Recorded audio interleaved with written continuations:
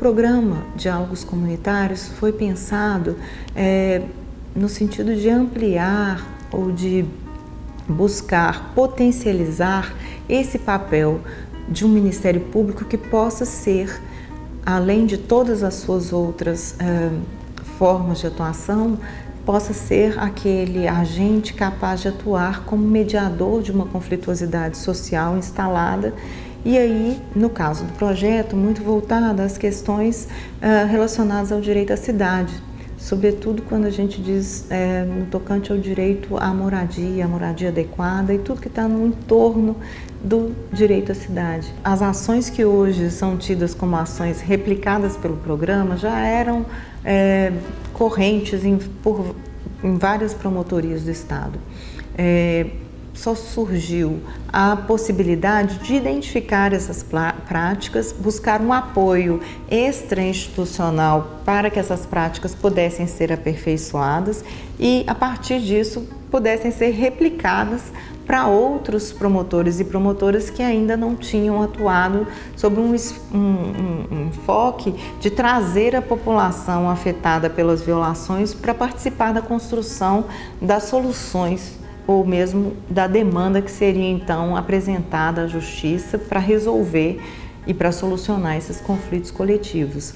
Então, surgiu uma necessidade de uma escrita de um projeto com objetivos claros e a parceria que nos pareceu então mais estratégica, não só pela missão, mas pela história, foi a Caritas.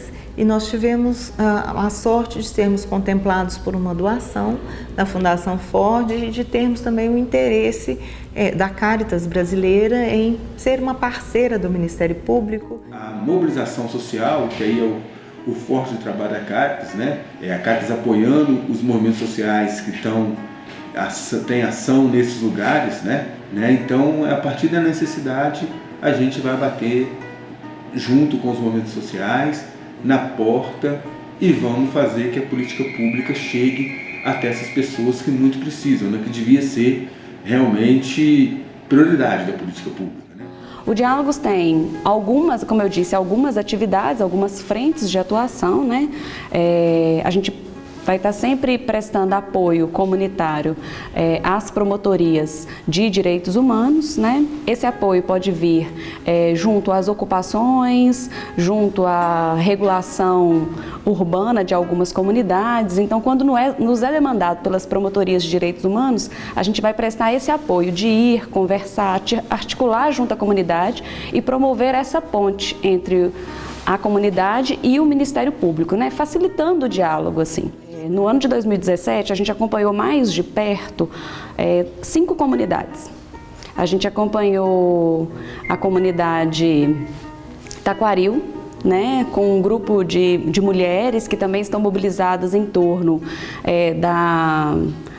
dessa temática da violência contra a mulher, né? E aí tem muitos desdobramentos, desde desdobramentos voltados para a área urbanística, quanto também desdobramentos voltados ao contato com a rede, e aí foram feitas várias interlocuções.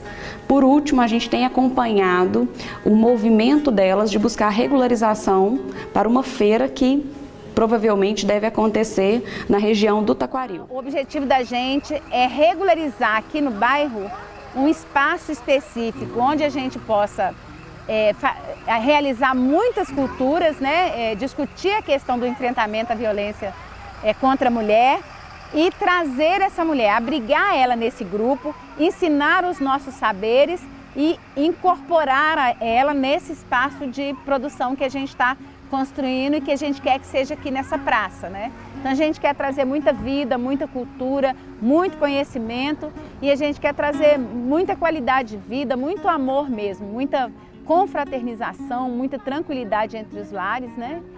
A gente quer construir uma outra concepção de relações aqui no Taquaril, e no Alto Veracruz e no Grande de Freitas, e que a base seja o respeito às mulheres, né? Que seja a valorização da família, que seja aí garantindo esse direito, que é um direito ao trabalho, né? Aonde a gente está se dispondo a acolher essas mulheres e ensinar os nossos saberes. No Vila CEMIG e na PPL, a gente trabalhou também bem de perto na articulação comunitária e a gente acompanhou algumas das ações voltadas para as questões urbanas, coletivas do espaço. E no Ribeiro de Abreu, a equipe do Diálogos também acompanhou a formação da rede do Ribeiro de Abreu, assim, que hoje funciona e a gente tem acompanhado sempre que a gente é acionado. Fora isso, a gente teve uma atuação mais próxima às ocupações urbanas de Belo Horizonte e região metropolitana, que é fazendo visitas, diagnósticos psicossociais e interlocução com os agentes públicos responsáveis. O Diálogos Comunitários, ele também vem nos fortalecer, e dentro dessa linha de questões urbanas, né, dentro da própria missão da Caritas, ele vem nos ajudar a responder uma pergunta que para nós ela é fundamental. A pergunta é de que sociedade nós queremos, né? Que sociedade nós queremos construir. Então o projeto Diálogos, ele tem uma incidência muito grande, uma ação muito concreta, que é a assessoria técnica aos grupos e aos coletivos que lutam pela moradia. Quando a gente fala de direito à cidade, nós queremos dizer também da função social da cidade e da função social da propriedade. A cidade, ela não é de poucos privilegiados. A cidade, ela é de todos. A cidade, ela é um bem comum para todas as pessoas. E é esse o grito que os movimentos das ocupações urbanas, os movimentos que lutam pela moradia, né, é esse grito que eles expressam, né, todos os dias ao reivindicar um espaço mínimo para sobreviver. Sobretudo algumas comunidades que estavam com a possibilidade de reintegração de posse começaram a demandar esse apoio do programa. Hoje nós estamos das ocupações urbanas acompanhando Vila da Conquista, que fica na região do Ventosa, aqui a ocupação Novo Paraíso, a ocupação Vila Nova, que também é uma comunidade já consolidada no Jaqueline, que está nesse momento com uma ameaça de reintegração de posse. É uma comunidade que tem 23 anos, totalmente consolidada. O programa Diálogos Comunitários, com as ocupações urbanas de Belo Horizonte, vem desenvolvendo várias atividades, como, por exemplo, toda uma articulação para evitar despejos forçados, né?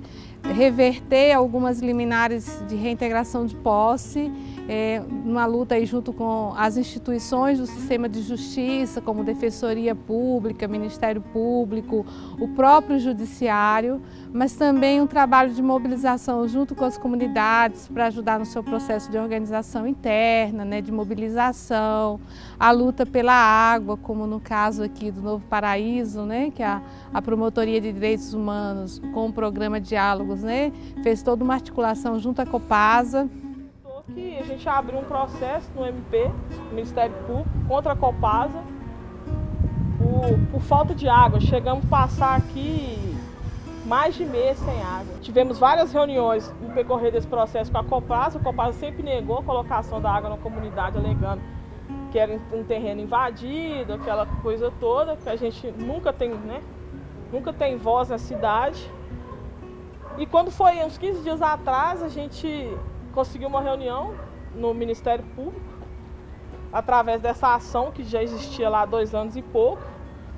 E o Ministério Público fez com que a Copasa colocasse água, sabe? Alegando que realmente era um direito, né, básico de qualquer ser humano e que a gente já havia sido negado já há muitos anos. E muitas vezes os promotores nos relatavam que chegavam para uma reunião sem ter nenhuma informação sobre aquela comunidade que dentro de poucos dias iria ser totalmente removida. Às vezes pessoas que viviam ali há 10, 15, 20, 30 anos, mas não tinham regularizada aquela permanência, a posse ou mesmo o direito àquele imóvel.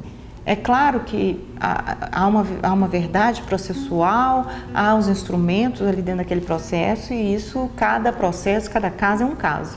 A questão é que o direito à moradia é um direito fundamental. Quando você desabriga uma família de um local onde ela vive, que é o único que ela tem para viver, isso cria toda uma desordem naquele grupo, naquela comunidade, especialmente para aquela família. E isso, quer queiramos ou não, vai continuar sendo uma responsabilidade do Estado.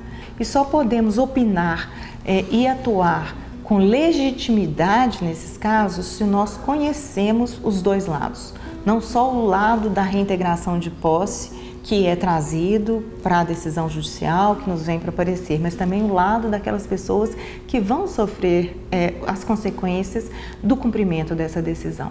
E eu não posso sair, porque não tem para onde que eu vou. Eu tenho 2 filhas deficientes e mesmo eu também tenho 73 anos, não tem para onde é que eu vou, né?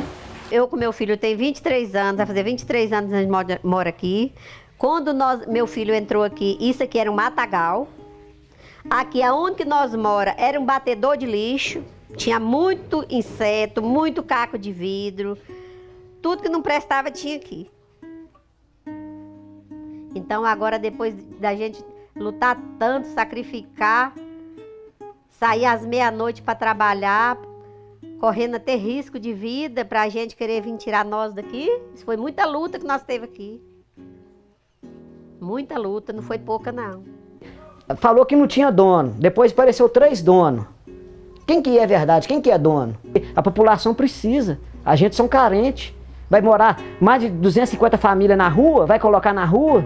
Nós vamos ser mais um morador de rua? Não pode ser isso.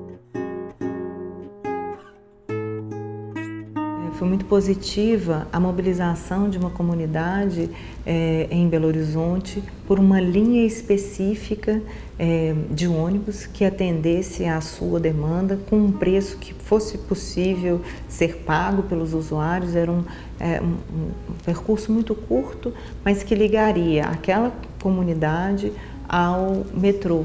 Uma das demandas que foi identificada aqui no aglomerado da Serra foi a ausência foi a necessidade de uma linha de ônibus que atravessasse o aglomerado. Fizemos uma abaixo-assinado, a comunidade recolheu mais de 4.000 assinaturas e aí a gente conseguiu consolidar essa linha a 1,50, né?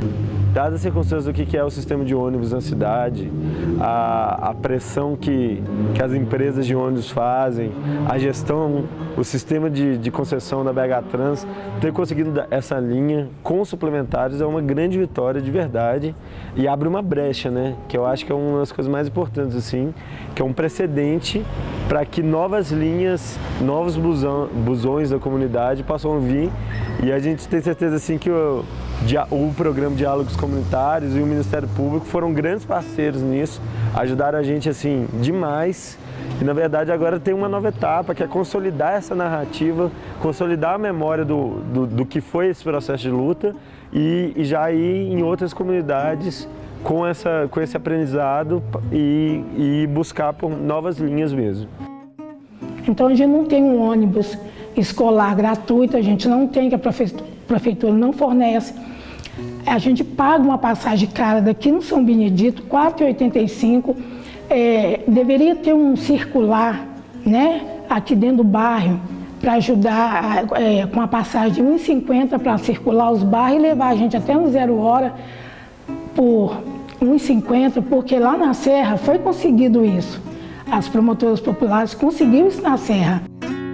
A história do Pocinho, do grupo gestor do Pocinho, ela começou com uma parceria entre a ASF, Associação Arquitetas Sem Fronteiras, e o Ministério Público de Direitos Humanos. Essa área enorme aqui de 23 mil metros quadrados é uma área que foi...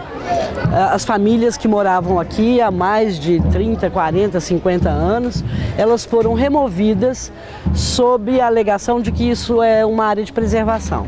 E de lá para cá, o único que aconteceu foi o cercamento da área. e depois a área foi abandonada e virou isso que a gente está percebendo aqui, depósito, bota fora de material, de entulho e alguma apropriação individual para criação de gado, de bode e etc. Se nós conseguirmos fazer o que a gente pretende, que é responsabilizar os órgãos públicos que atuaram aqui e provocaram isso que a gente considera um dano coletivo.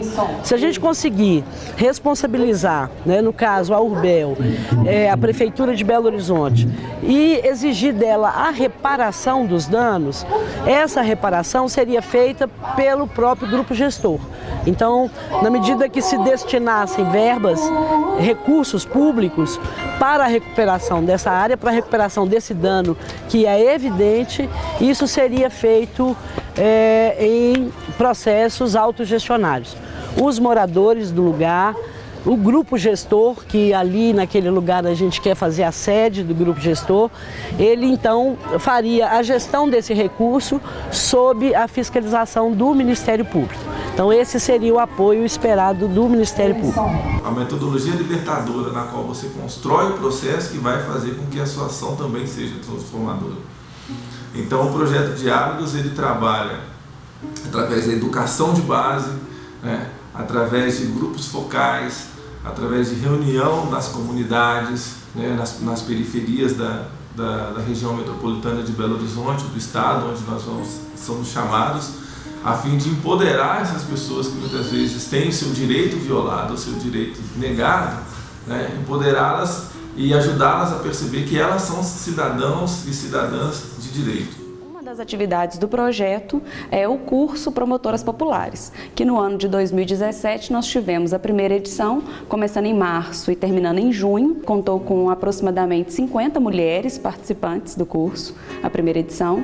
E a segunda edição aconteceu de julho a setembro e também contou com a participação de quase 50 mulheres. Pensando nas ações do Diálogos voltado para o curso Promotoras Populares, a atuação da equipe do Diálogos ela se deu nesse processo de mobilização, contato com os territórios, fazendo as inscrições, acompanhando como monitora nos cursos, né, no dia do curso, acompanhando a consultoria do curso junto às mulheres, prestando, caso seja, né, fosse necessário naquela época, atendimentos individuais, né, para prestar mais algum tipo de apoio, algum tipo de interlocução com algum órgão público, ou mesmo uma escuta, um acolhimento às mulheres que estavam ali nesse processo de transformação, buscando, né, se aprimorar nos conhecimentos que elas já traziam ou adquirindo novos conhecimentos para levar para o território delas, assim.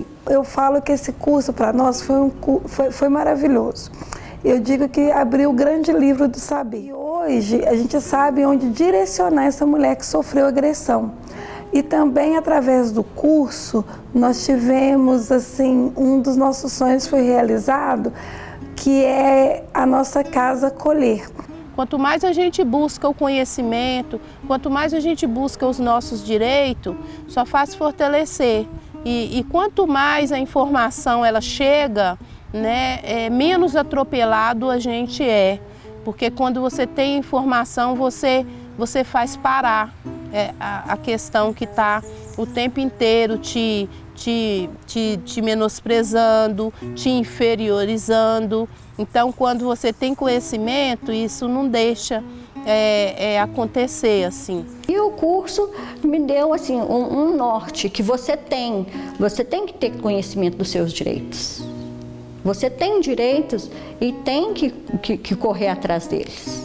A ideia é que durante a sua execução o programa possa deixar metodologias, rotinas, hipóteses de atuação que possam inspirar promotores que atendam demandas parecidas em outros momentos, quando eventualmente o programa não esteja mais atuando dessa forma. Então, construir roteiros de atuação ou estratégias ou compartilhar boas práticas já adotadas por vários promotores no estado de Minas Gerais. Eu poderia citar várias promotorias de justiça, tanto na defesa de direitos humanos e apoio comunitário, quanto na questão da habitação e urbanismo, que têm preocupações voltadas a essa comunicação com a comunidade afetada, que é central para que essa resolução do conflito, seja pela via jurisdicional, seja extrajurisdicional, seja efetiva na solução do problema e não do processo como algo isolado do problema. O que mais nos assusta, né, além de toda a violência e de toda a negação de direitos que nós encontramos, o que mais nos assusta é a naturalização do olhar, né, é a falta do estranhamento.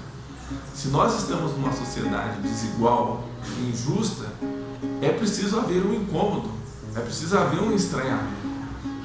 E a Caritas, junto com o Ministério Público, através do projeto Diálogo, ela se propõe não simplesmente a enxergar a realidade, mas se propõe a dar passos a fim de transformá-la, de construir uma sociedade diferente.